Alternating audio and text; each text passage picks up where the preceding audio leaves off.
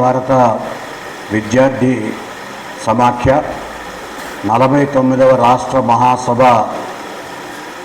సభకు విచ్చేసినటువంటి 26 జిల్లాల నుంచి వచ్చినటువంటి విద్యార్థి ప్రతినిధులందరికీ ఆహ్వాన సంఘం తరఫున ముందుగా స్వాగతం పలుకుతూ ఉన్నాను. ఈ మహాసభ జయప్రదం కావాలని ఆకాంక్షిస్తూ మీ అందరికీ కూడా 4 పేజీల ఈ విజయనగరం జిల్లా ఉత్తరాంధ్ర చరిత్రకు సంబంధించినటువంటి అంశాన్ని మీకందరికీ కూడా అందజేయడం జరిగింది. మీరందరూ దాన్ని తప్పనిసరిగా చదవవలసినటువంటి అవసరం ఉంది. ఎందుకంటే మీరంతా భావి భారత పౌరులు, మీరంతా ఈ జిల్లాల యొక్క సంస్కృతి సాంప్రదాయాలు, ఈ యొక్క జిల్లాల్లో జరిగినటువంటి వెనుకబాటుతనం అభివృద్ధి మీద సమీక్ష చేయవలసినటువంటి అవసరం ఉందని నేను భావిస్తా ఉన్నాను.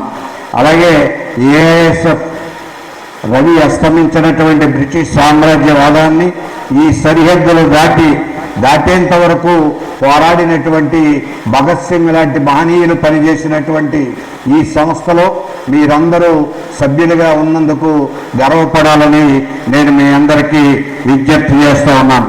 అంతేకాదు, చిన్న వయస్సులోనే భగత్ సింగ్ లాంటి, అల్లూరి సీతారామరాజు లాంటి అనేక మంది త్యాగధనులు ఈ దేశ స్వాతంత్రం కోసం బ్రిటిష్ వారిని ఈ దేశాన్ని నుంచి తరిమి కొట్టడం కోసం మీలాగా చిరు ప్రాయంలోనే ప్రాణాలు వదిలినటువంటి అనేక మంది మహనీయులు ఈ దేశానికి స్వాతంత్రం తీసుకొచ్చారు. ఆ స్వాతంత్రాన్ని ఈవేళ కొద్దిమంది చేతుల్లో బందీ కాకుండా ఈ దేశంలో పుట్టినటువంటి ప్రతి ఒక్కరికి కుల మతాలతో సంబంధం లేకుండా ఆర్థిక అసమానతలు లేని సమాజాన్ని స్థాపించడం కోసం మీరందరూ కృషి చేస్తారని నేను ఆశిస్తూ ఉన్నాను. అంతేకాదు, రేపు రాబోయే కాలంలో ఇటువంటి మహాసభల ద్వారా, ఇటువంటి చలంగారు లాంటి అనేక మంది ఉపన్యాసాల ద్వారా, పుస్తకాల ద్వారా మన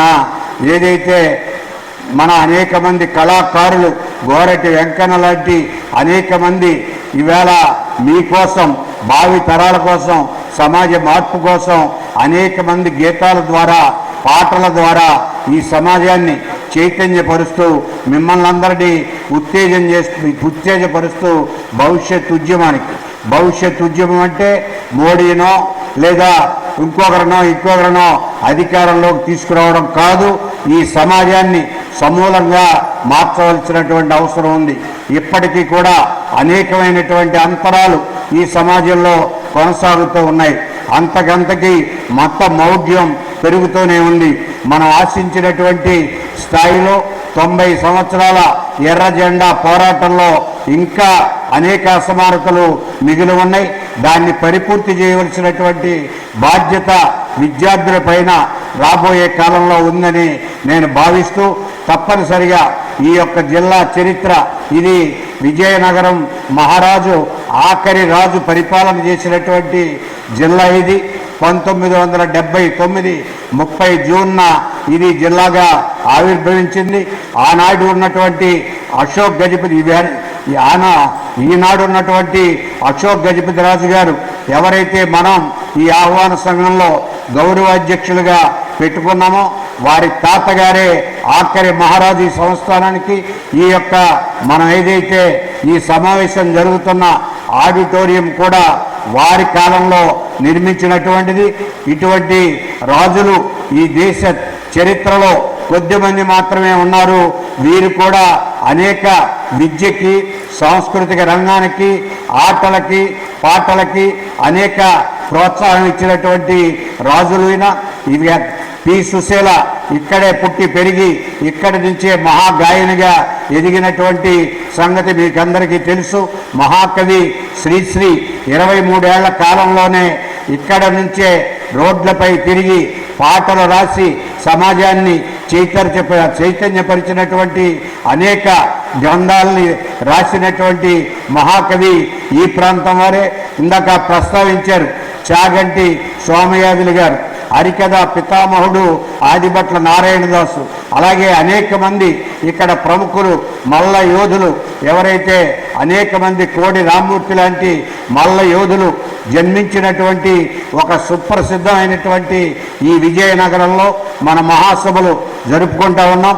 ఈ మహాసభలు జయప్రదం కావాలని భవిష్యత్తు ఈ మహాసభ తర్వాత మీరందరూ ఈ యొక్క రాష్ట్ర కమ్యూనిస్టు ఉద్యమాన్ని అలాగే ఈ రాష్ట్ర అఖిల భారత విద్యార్థి సమాఖ్యని 26 జిల్లాల్లో మీరేదైతే ఇందాక నగర వీధుల్లో వేలాది మందితో ప్రదర్శన జరిపి ఉత్సాహంగా బహిరంగ సభలో పాల్గొని ప్రముఖుల అనేకమైనటువంటి ప్రసంగాలు విన్నారో రాబోయే కాలంలో కూడా మీరు మరింత మంది విద్యార్థులని తయారు చేసి అన్ని కాలేజీల్లో యూనివర్సిటీల్లో పాఠశాలల్లో మన యొక్క ఏదైతే మనం రాసుకుంటున్నామో మీకు గ్రంథాలు కూడా అనేకమైనవి ఇచ్చారు.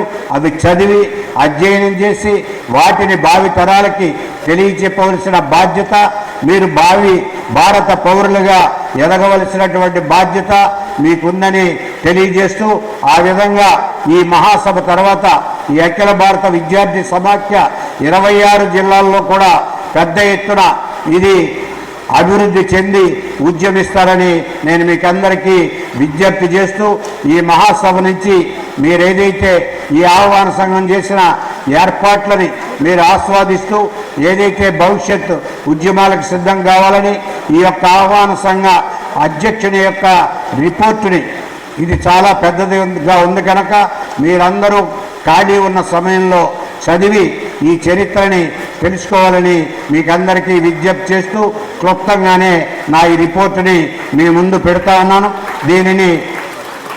ఈ రిపోర్టుని మీరు చదివి భవిష్యత్తు ఉద్యమానికి సిద్ధం కావాలని మీకందరికీ కూడా విజ్ఞప్తి చేస్తూ సెలవు తీసుకుంటా ఉన్నాను.